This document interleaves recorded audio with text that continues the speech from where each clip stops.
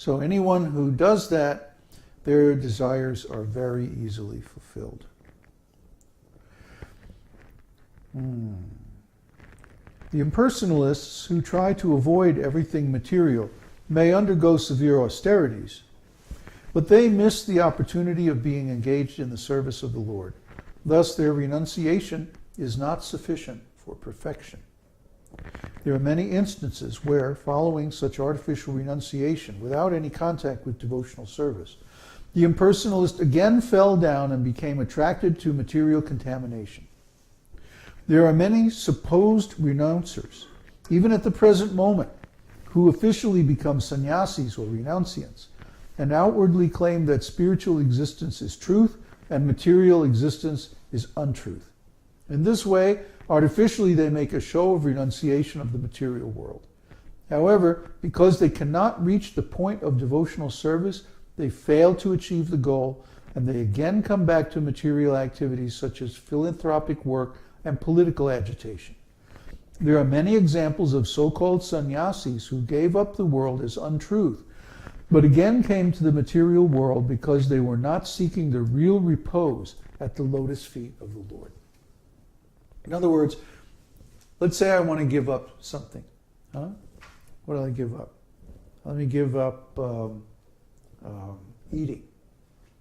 So I'm just going to drink. I'm just going to take liquid food. I'm not going to eat anything. Right? This is artificial.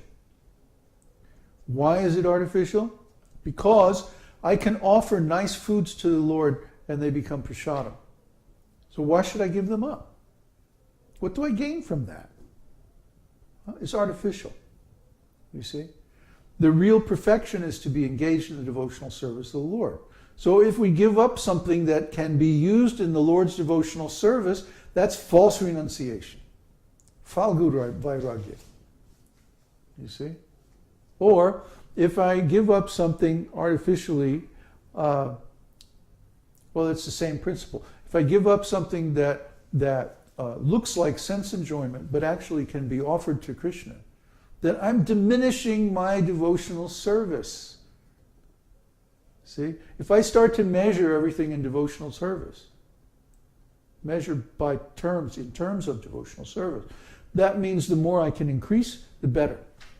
So yes, give me a nice house. Yes, give me all kinds of facilities. Yes, give me all kinds of money. Yes, give me a country.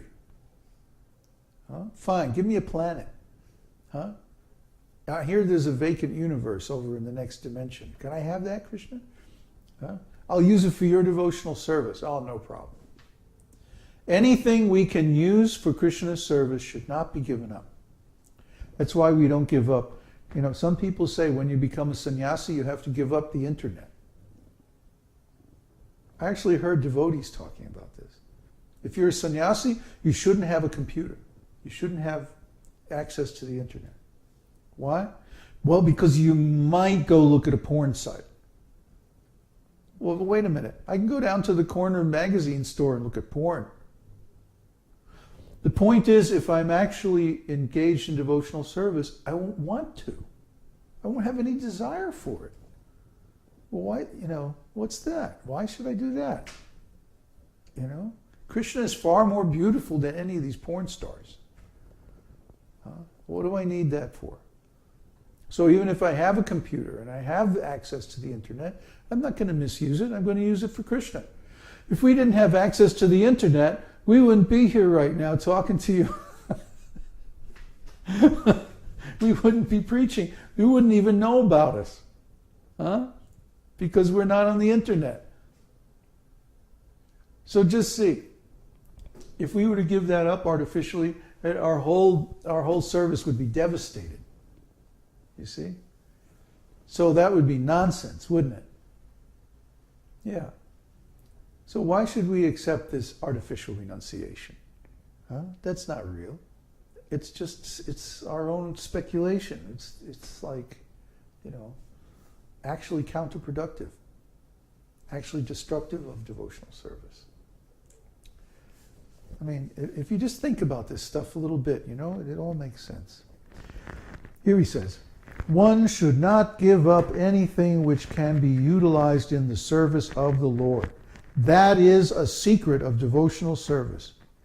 Anything that can be utilized in advancing Krishna consciousness and devotional service should be accepted. For instance, we are using many machines for the advancement of our present Krishna consciousness movement. Machines like typewriters, dictating machines, tape recorders, microphones, and airplanes. Sometimes people ask us, why are you utilizing material products if you condemn the advancement of material civilization? But actually we do not condemn. We simply ask people to do whatever they are doing in Krishna consciousness. That is the same principle on which, in Bhagavad-gītā, Krishna advised Arjuna to utilize his fighting abilities in devotional service. Similarly, we are utilizing these machines for Krishna's service. With such sentiment for Krishna or Krishna consciousness, we can accept everything. If the typewriter can be utilized for advancing our Krishna consciousness movement, we must accept it. Similarly, the dictaphone or any other machine must be used. Our vision is that Krishna is everything. Krishna is the cause and effect, and nothing belongs to us. Krishna's things must be used in the service of Krishna. That is our vision. This does not mean, however, that we should give up the principles of discharging devotional service or neglect abiding by the rules and regulations prescribed therein. In the Nephite stage of devotion, one must follow all the principles regulated by the authority of the spiritual master. The acceptance and rejection of things should always be in pursuance of the devotional principles, not that one can independently manufacture some idea of what should be accepted or rejected.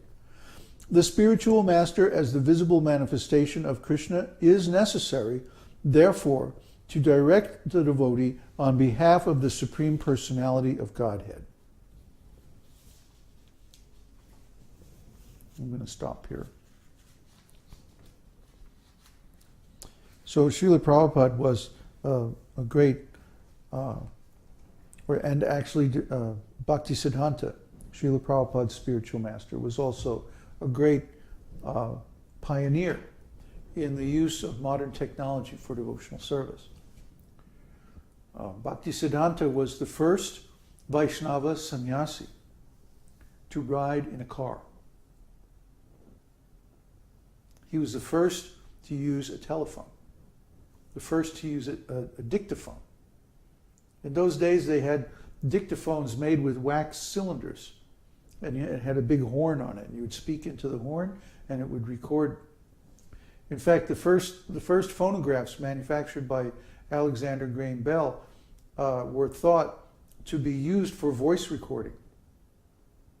That was his idea. He had no idea that they would be used for music. They didn't really have a good enough a frequency response for music. So, yeah, he was the first to do so many things. First to ride in a train. I mean, Bhaktivinoda Thakur actually even built a railroad to take him from his office in Krishnanagar to his cottage in Mayapur. You can still ride that train today. It's a really cool little narrow gauge steam train. And it goes between the Mayapur. You go from the Mayapur temple, the birthplace of Lord Chaitanya, you go down to the Jalangi River where it goes, empties into the Ganges. And Bhaktivinoda Kutir is just there within walking distance of that place.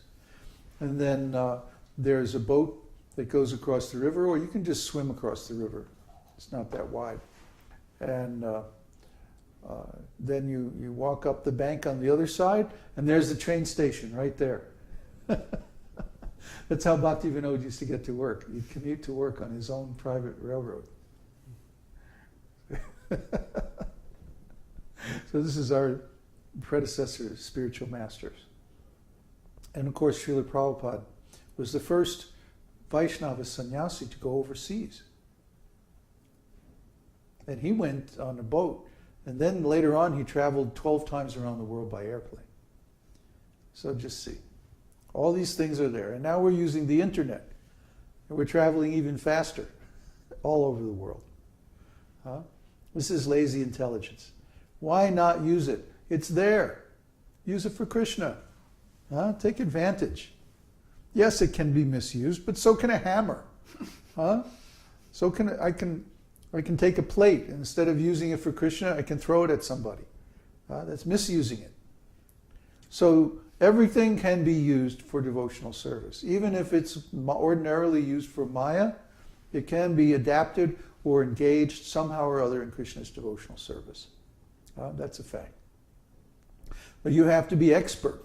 Devotee has to be expert. In the beginning, it requires expert guidance from the spiritual master, how to engage one's material resources and abilities and energy in devotional service. But once you learn the art, then you can engage everything. You can engage any